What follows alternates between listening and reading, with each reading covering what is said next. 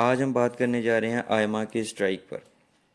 आप सभी को पता है कि आयमा ने स्ट्राइक का नोटिफिकेशन जारी किया था और उन्होंने साफ और स्पष्ट किया था कि अब हम स्ट्राइक पर जाएंगे। जो जो स्ट्राइक पर जाने की उनकी वजह है वो क्या है, कौन सी प्रॉब्लम उनको फेस करनी पड़ रही थी आयमा के ऑफिस में, और ये स्ट्राइक कब तक चल सकती है, और अगर कोई सल्यूशन हुआ बीच में तो क्या उनका डिसीजन हो सकता है। ये सारे मुद्दों पर बात करेंगे। क्या अभी जैसे most of the files stuck की हुई हैं, अभी बिल्कुल वो बैकलॉग लगा हुआ है, क्या उस पर कोई डिसीजन होगा, क्या बीच बीच में काम चलेगा नहीं चलेगा। ये सारे आज सवालों के जवाब इस वीडियो में आपको मिल जाएंगे। इस वीडियो को बनाने का मेन मकसद यही है क्योंकि मुझको जो कॉल्स आ रही हैं अपॉइंटमेंट्स के रिलेटेड के हमें आईमास में ऐसे अपॉइंटमेंट मिले। फ़िलहाल अगर आप सभी को पता है कि स्ट्राइक पर है तो स्ट्राइक का मीनिंग ये है कि हड़ताल हुई है। अभी कुछ पॉइंट्स हमको भी मिले हैं, कुछ स्टेटमेंट्स जो है आयमा के जो ऑफिशियल्स हैं उनसे भी प्राप्त हुई हैं कि अब क्या हो सकता है क्या नहीं हो सकता। स्वागत है आपका इस चैनल में। अब इस वीडियो को शुरू करते हैं हम। अगर किसी ने सब्सक्राइब नहीं किया तो वो सब्सक्राइब जरूर कर ले, क्योंकि कुछ चीज़ें ऐसी होती हैं जो कहीं पर नहीं मिलती, इस चैनल पर मिल जाती हैं।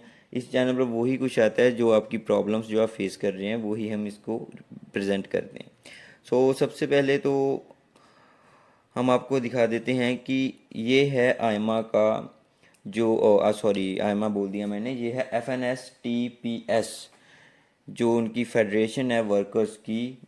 फुल फॉर्म है इसकी the national federation of public and social service worker union. जो ये यूनियन है इन्होंने ऑफिशियली ये नोटिफिकेशन जारी किया था।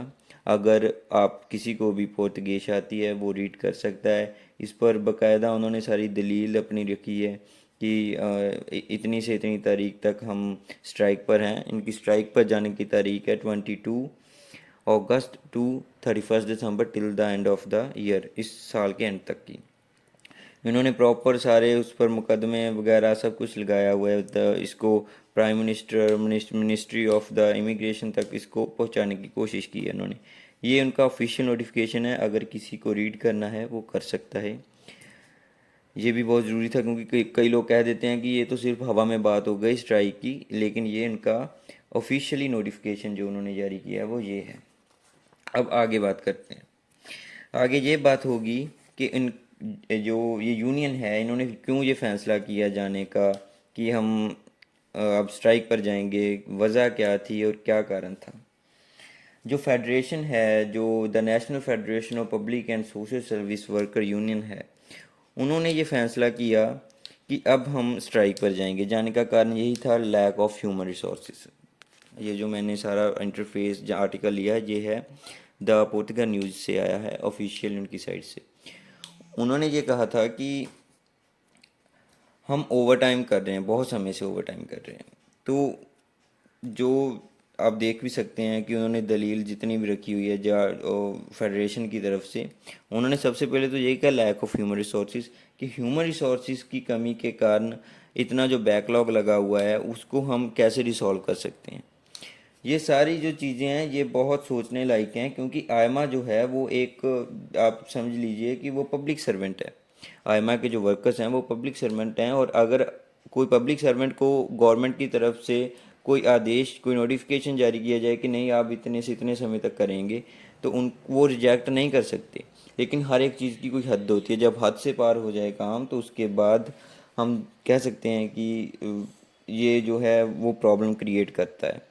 क्योंकि अगर वर्कर्स इकट्ठे हो जाएं तो बाद में प्रॉब्लम आएगी। अब जैसे वो स्ट्राइक पर जाने का इन्होंने फैसला ले लिया है, तो अब प्रॉब्लम किसको आएगी? प्रॉब्लम आएगी हमारे इमिग्रेंट्स को, जो पोर्तुगेज आए हैं, जहाँ जिन्होंने पेपर सबमिट कराए, किसी का कुछ रह गया, किसी के फैमिली रीयूनिफिकेशन की अपॉइंटमेंट्स पेंडिंग है, बहुत कुछ है, हर कोई बंदा वेट कर रहा है। लेकिन उन्होंने तो डेडलाइन दे दी कि भाई हम, अगर हमारा कोई सल्यूशन नहीं हुआ, अगर एम्प्लॉयज़ न्यू हायर नहीं हुए, तो हम तो भाई 31 दिसंबर तक स्ट्राइक पर बैठेंगे और बिल्कुल काम नहीं करेंगे। और ये हुआ क्योंकि लगातार वो ओवर टाइम कर रहे थे। ओवर टाइम बहुत ज़्यादा काम था उनके पास, बैकलॉग आपको भी पता बहुत लगा, उसकी भी मैं आगे इन्फॉर्मेशन दूंगा। बैकलॉग लगा हुआ है, ओवर टाइम कर रहे थे।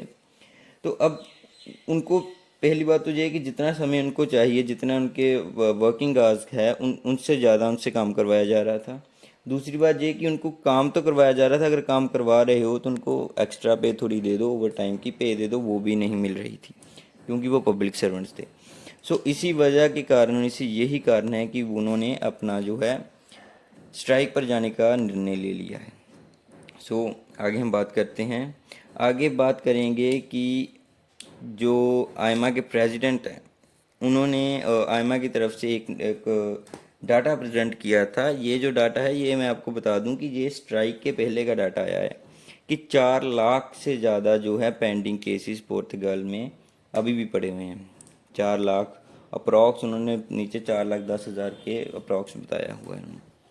तो उन्होंने नीचे आप देख भी सकते हैं कि प्रेसिडेंट ने एक स्टेटमेंट भी किया था कि 3 लाख से 4 लाख की जो ये बहुत सिग्निफिकेंट नंबर हैं, ये हम किसी भी पॉसिबल वे से इसको रिसॉल्व करने की कोशिश करेंगे।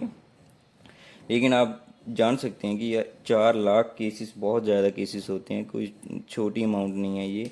और ये एम्प्लॉयज़ इतना ओवर टाइम करने के बाद भी ये इतना रिसॉल्व नहीं कर पा रहे थे।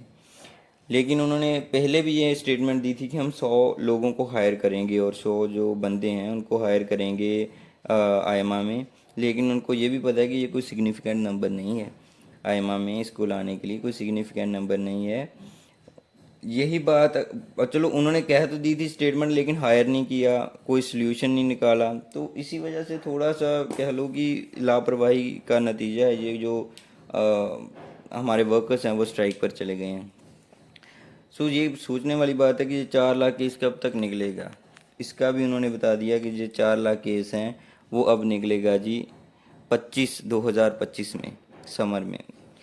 समर की डेडलाइन दे दी है उन्होंने कि 2025 में हम ये 4 लाख केस है ना, ये इसको रिसॉल्व कर देंगे किसी भी हालत पर, प्रॉमिस कर दिया है प्रेसिडेंट ने ये। लेकिन स्ट्राइक के पहले की बात है, अब बीच में स्ट्राइक हो गई, दिसंबर तक स्ट्राइक कर दी। दिसंबर तक काम नहीं चलेगा तो 4 लाख केस क्या, 10,000 केस भी नहीं निकलेगा इससे तो।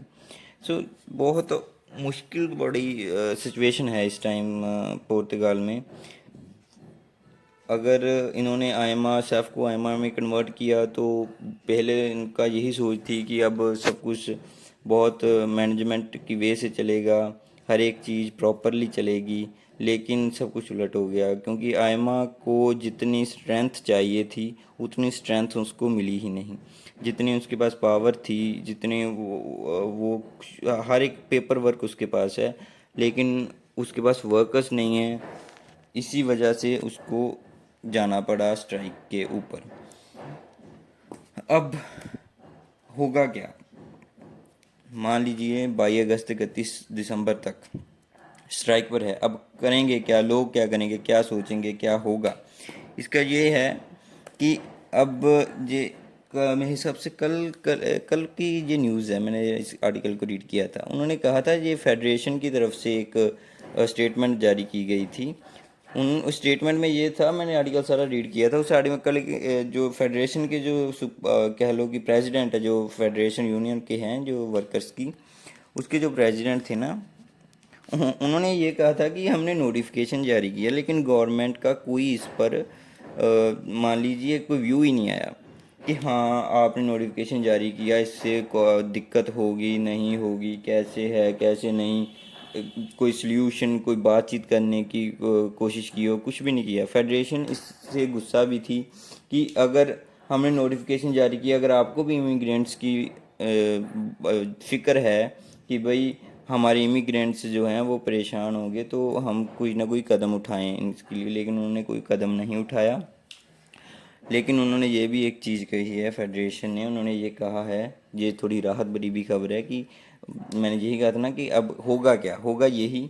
उन्होंने ये कहा फेडरेशन ने, अगर हमारे वर्कर्स में से कोई भी वर्कर काम के लिए जाना चाहे वो जा सकता है। दूसरी बात उन्होंने ये भी स्टेटमेंट में कही है कि इससे जो स्ट्राइक है इससे कोई ज़्यादा फ़र्क नहीं पड़ेगा काम पर, क्योंकि काम चलता ही रहेगा।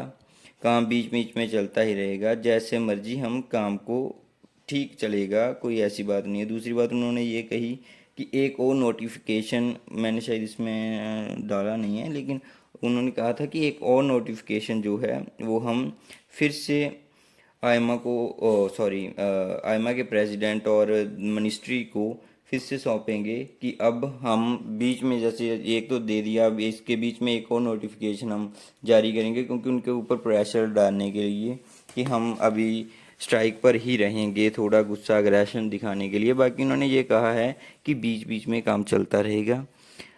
हाँ, हमारे जो मुद्दे हैं उसको रिसॉल्व अगर उन्होंने कर दिया, मान लीजिए बीच में ही कर दिया, अभी अगस्त है, अगस्त से पहले आज पर 2-4 दिन में अगर उन्होंने रिसॉल्व कर दिया, अगर बातचीत हो गई, सब कुछ हो गया, मान लीजिए 1 महीने तक अगर बातचीत होगी, एम्प्लॉयज़ को हायर कर लिया, तो फिर भी वो स्ट्राइक को ख़त्म कर देंगे। ये भी उन्होंने, उनके जो फेडरेशन के जो प्रेसिडेंट हैं, उन्होंने ये कहा था कि वो स्ट्राइक को फिनिश कर देंगे अगर कुछ भी उनको बढ़िया लगा, कुछ सही सफिशेंट उनको लगा कि हाँ भाई अब हम सेटिस्फाइड हैं, हमें पता है कि अब काम चल जाएगा।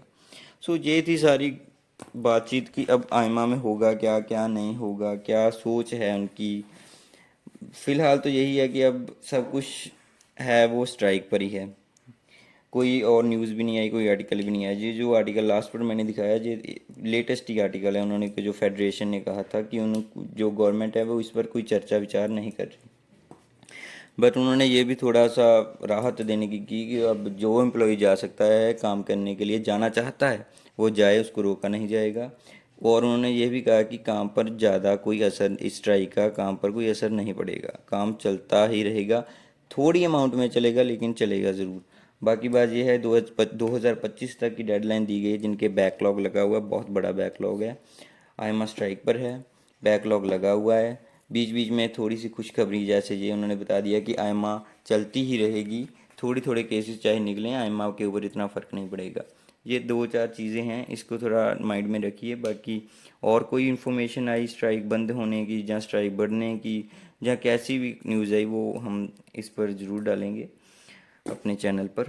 So thank you very much. आपको इन्फॉर्मेशन जो है अगर अच्छी लगी हो तो लाइक कर दीजिए, सब्सक्राइब करिए अपने इस